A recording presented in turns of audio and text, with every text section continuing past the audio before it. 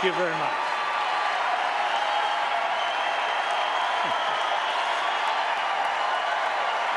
Thank you. Thank you very much. Thank you.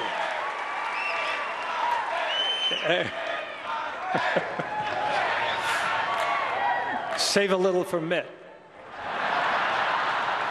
Now, I know what you're thinking. You're thinking, what's a movie tradesman doing out here? You know, they're all left-wingers out there, left of Lenin. At least that's what people think, but that's not really the case. There's a lot of conservative people, a lot of moderate people, Republicans, Democrats in Hollywood. It's just that conservative people, by the nature of the word itself, play a little more close to the vest, and they don't go around hot dogging it. So,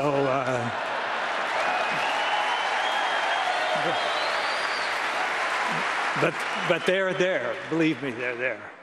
And I just, I think that, in fact, there's some of them around town. I saw John Voight. There's a lot of people around here in town.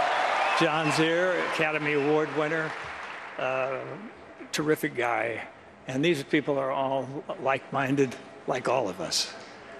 So I've got Mr. Obama sitting here, and he's. I just was going to ask him a couple questions, but you know, about I remember 3.5 years ago when Mr. Obama won the election.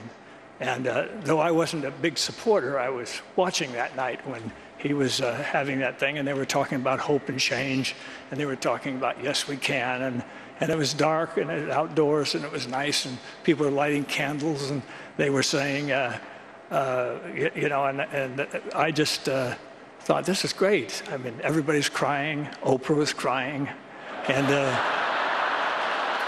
I was even crying. And then finally, I haven't cried that hard since I found out that there's 23 million unemployed people in this country.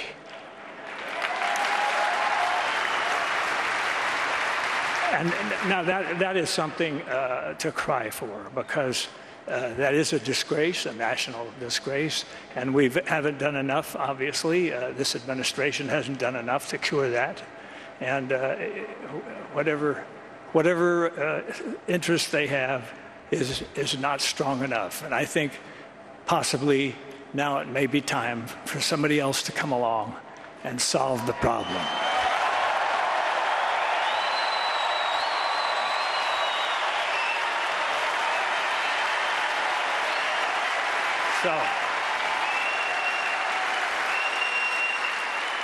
So, Mr. President, how do you handle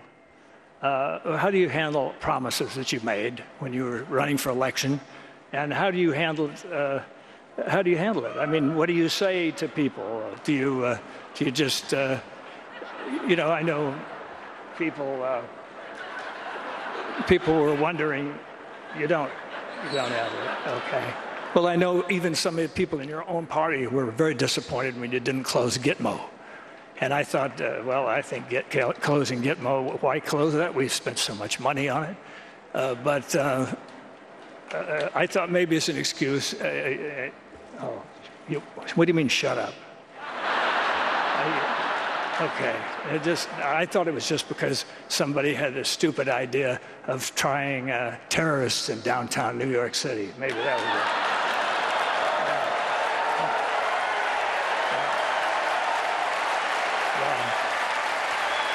I've got to hand it to you. I've got to give credit where credit's due. You did overrule that finally, and that's so. Now we're moving onward.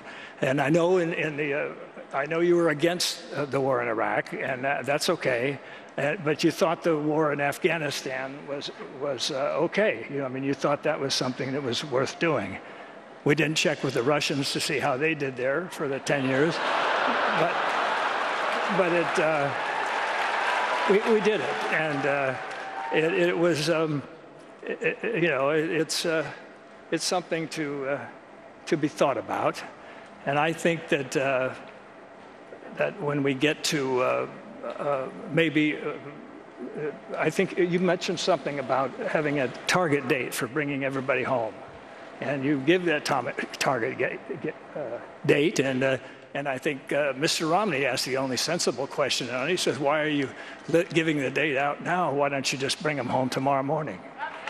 And I thought, yeah,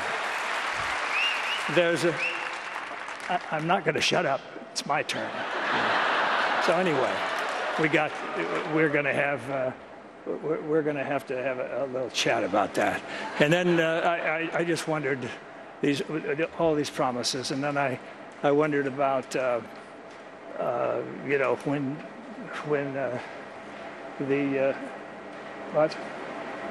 what do you want me to tell Romney? I can't tell him to do that. Can't do that to himself. You're crazy. You're absolutely crazy.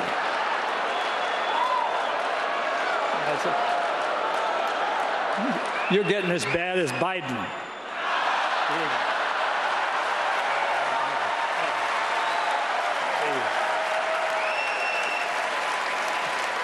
Of course, we all know Biden is the intellect of the Democratic Party. So just a kind of a grin with a body behind it, It's this kind of a thing. But I just think that there's so much to be done, and I think that Mr. Romney and Mr. Ryan are two guys that can come along. I never thought that it was a good idea for attorneys to be president anyway, because it.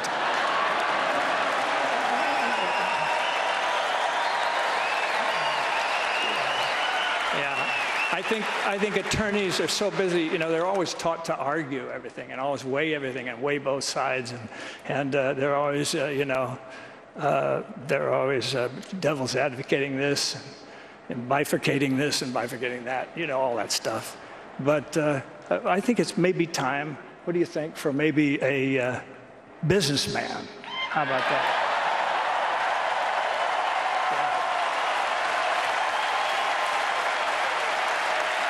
A stellar businessman, quote unquote, a stellar businessman.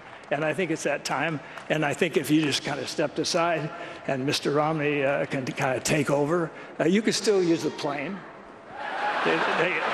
Though maybe a smaller one, not that big gas guzzler that you're driving around when you're going around to colleges and talking about student loans and stuff like that. I think you're an ecological man. Why would you want to drive that truck around? Okay. Well, anyway. All right. I'm sorry. I can't do that to myself either. So, anyway. I'll see. But I'd just like to say something, ladies and gentlemen. Something that I think is very important is that we own this country.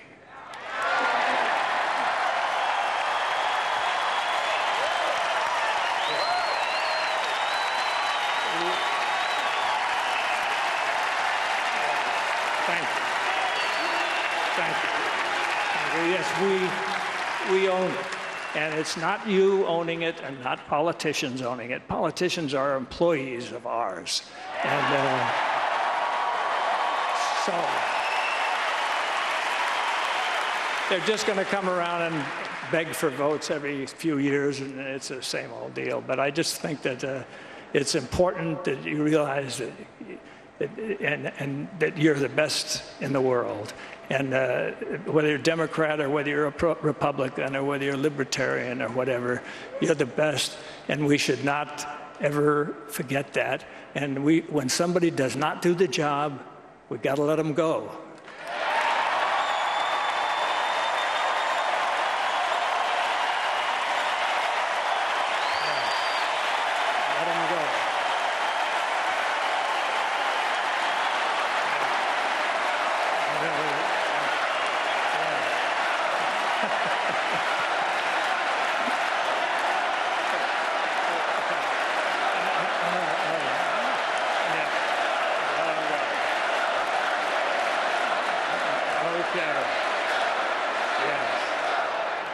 Okay, just remember that. And I'm speaking out for everybody out there. It doesn't hurt. We don't have to be. I don't say that word anymore. Well, maybe one last time. We don't have to be, what I'm saying is we don't have to be mental masochists and vote for somebody that we don't even really want in office.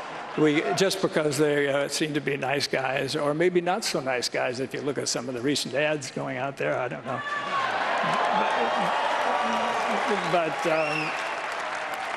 Okay, you want to make my day, huh?